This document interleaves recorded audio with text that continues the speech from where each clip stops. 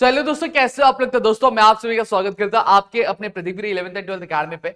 दोस्तों आज की जो मेरी वीडियो होने वाली है, वीडियो हमारे इंग्लिश के सेकंड चैप्टर पे होने वाली है, जिसका नाम है ऑन सेइंग प्लीज। जहां दोस्तों इस चैप्टर की अगर मैं बात करूं, इस चैप्टर में बेसिकली जो राइटर है वो हमें दो कंडीशन के बारे में बता रहे हैं। एक सबसे पहली चीज रूडनेस के बारे में, और एक रूडनेस किस तरीके से होती है, काइंडनेस किस तरीके से होती है लोगों के बीच में, और वो कैसे लोगों के बीच में फैलती है और क्या सही होता है, ये चीज हम लोग क्या देखने वाले। जहां पर इन्होंने दो सर्कमस्टांस दिए, दो कंडीशन के थ्रू हमें ये चीज समझाने की क्या कोशिश की है। साथ ही साथ दोस्तों बता दूं, ऐसे मैंने आपका फर्स्ट चैप्टर भी कंप्लीट कर दिया, मैंने पोयम आपके लिए कंप्लीट कर दिया, नॉवल सेक्शन एक कंप्लीट कर दिया है। और अगर आप चाहते हो कि मैं बाकी चैप्टर्स भी लेकर आऊं तो प्लीज फटाफट से नीचे कमेंट कर देना और वीडियो दोस्तों के साथ शेयर जरूर कर देना। साथ ही साथ दोस्तों मुझे एक चीज और बतानी है आपको कि भैया अगर आप मेरे साथ रैंकर्स बैच में ज्वाइन करना चाहते हैं तो आप ज्वाइन कर सकते हैं, कूपन कोड यूज कर सकते हैं PGA 200, जहां पे आप आराम से अपनी चीजों को क्या कंप्लीट कर सकते हैं।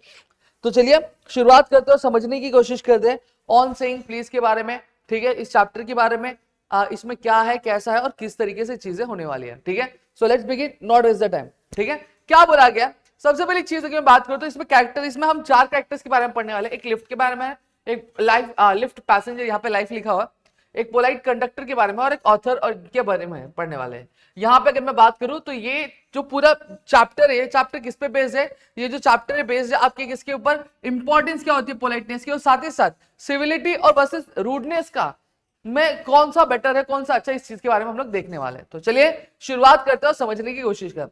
सबसे पहले जो सर्कमस्टांस होता है वो एक ऐसा सर्कमस्टांस होता है, एक बिल्डिंग का सर्कमस्टांस होता है जहां पे एक लिफ्टमैन अपनी जॉब करता रहता है। तभी एक जो बंदा है वो लिफ्ट में एंटर होता है, और लिफ्ट में एंटर होकर वो क्या कहता है, टॉप। क्या कहता है, टॉप। जिसका इसका मतलब क्या था, टॉप कहने से इसका मतलब क्या था कि मुझे टॉप फ्लोर पे जाना है। कहीं ना कहीं ये जो लिफ्टमैन है इसको बहुत ज्यादा क्या बुरा लग जाता है। क्यों? क्योंकि ये जब यंग मैन एंटर हुआ, एंटर होने के बाद इसने टॉप तो कहा लेकिन इसने रिक्वेस्ट नहीं की, टॉप प्लीज, जिससे इसको ये बहुत ज्यादा क्या ये बुरा लगने लगता है और ये बहुत ज्यादा क्या गुस्सा हो जाता है। अब गुस्सा होने के कारण इसने क्या किया, लिफ्टमैन ने लिफ्ट में से इस बंदे को बाहर निकाल के क्या फेंक दिया। ठीक है, आगे चलकर फिर जब ये मैटर बढ़ा तो पुलिस आई, पुलिस ने क्या किया, लिफ्टमैन को पनिश किया। क्यों? क्योंकि इसने क्या किया, इस सामने लिफ्टमैन ने सामने वाले पर्सन को क्या मारा था, हिट किया था। और किसी को भी मारना ये क्या होता है, खराब बात होती है। भले वो कितना भी रूड हो, भले वो कितना भी बदतमीज हो, आप उसको मार सकते नहीं है।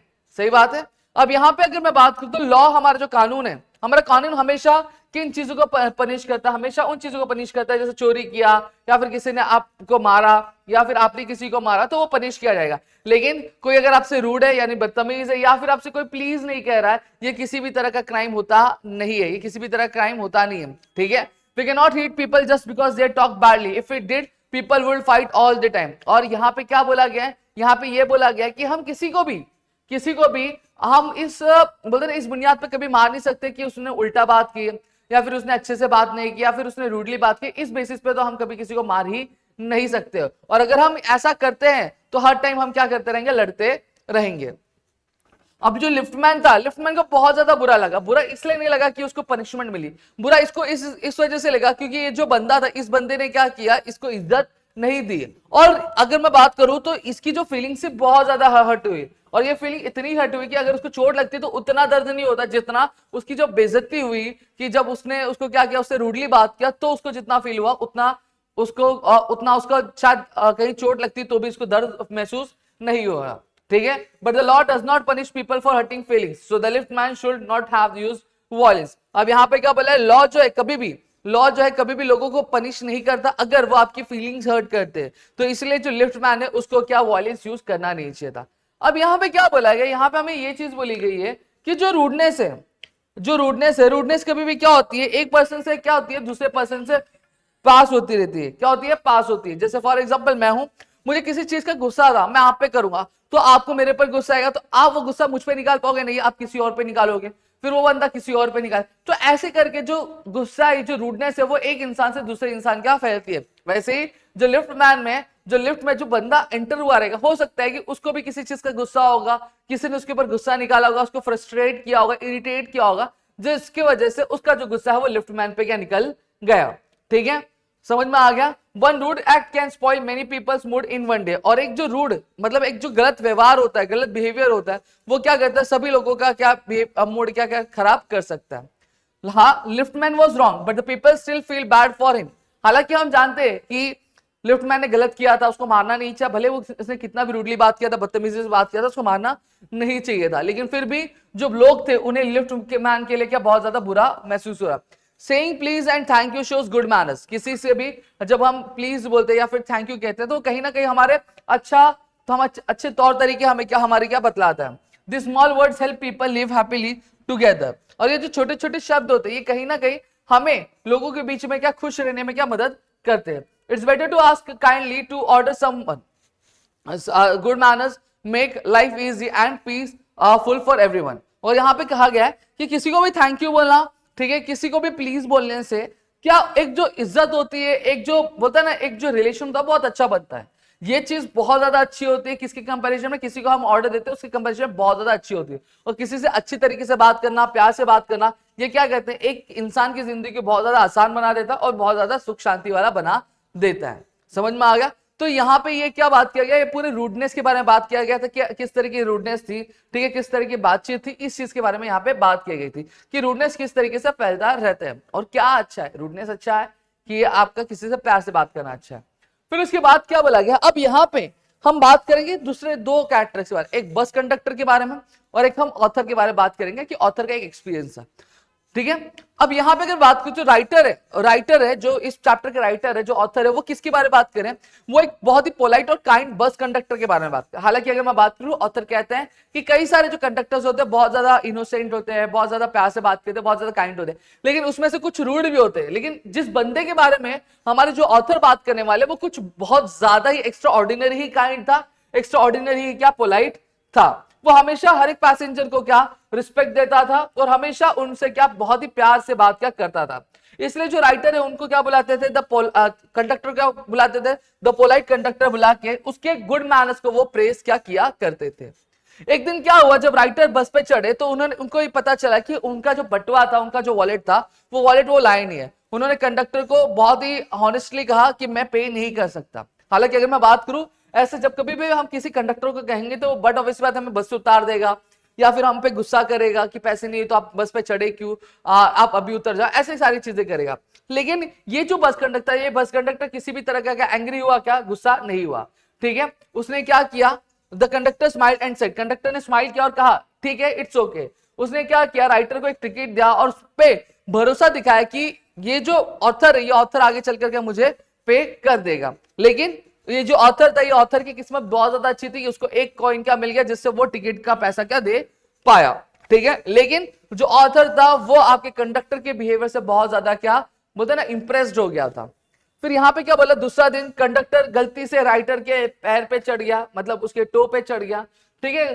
तो कंडक्टर ने तुरंत ही क्या कहा, सॉरी कहा, बहुत ही प्यारे तरीके से, जिसकी वजह से राइटर को बहुत अच्छा फील हो रहा था। राइटर ने धीरे धीरे नोटिस करना चालू किया कि कंडक्टर बहुत ज्यादा फ्रेंडली था, वो ओल्ड पीपल को हेल्प करता था, बच्चों के साथ मजे मस्ती से रहता था और साथ ही साथ जो ब्लाइंड पीपल था उनको गाइड करता था सेफली सीट तक और सीट से बाहर तक जाने के लिए। उसने हमेशा जो बस में लोगों को क्या हैप्पी और कंफर्टेबल फील करवाया। और कंडक्टर का जो गुड मूड था और उसका जो पोलाइट नेचर था वो लोगों तक क्या फैल रहा था। हालांकि अगर मैं बात करूं कि बुरा से बुरा इंसान, बुरा से दुखी इंसान, ज्यादा गुस्सा इंसान भी अब उससे मिलने के बाद, उसके चीयरफुल बिहेवियर के बाद मुस्कुराने लगता था। जो good manners like bad ones spread from one person to another. जैसे अभी हमने देखा कि रूडनेस कैसे एक इंसान से दूसरे इंसान तक बहती रहती है, वैसे अगर आप अच्छे हो तो आपकी जो गुडनेस भी है वो एक इंसान से दूसरे इंसान तक बहती रहती है। जो कंडक्टर का जो काइंडनेस था उसके खुद के काम को बहुत ज्यादा इजी बना देता था और सबके लिए क्या एक जगह से दूसरी जगह ट्रैवल करना भी इजी बना देता था। अब यहाँ पे राइटर हमें क्या कहता है, राइटर हमें ये कहता है कि हम सभी को क्या कंडक्टर से सीखना चाहिए कि उसके जो छोटे छोटे एक्ट है पोलाइटनेस के, वो एक जिंदगी को क्या आसान बनाते हैं और बहुत ज्यादा बेहतर बनाते हैं। वो कहते हैं कि हमें लिफ्टमैन की तरह एंग्री ना होकर हमें हमेशा काम और पोलाइट रहना चाहिए।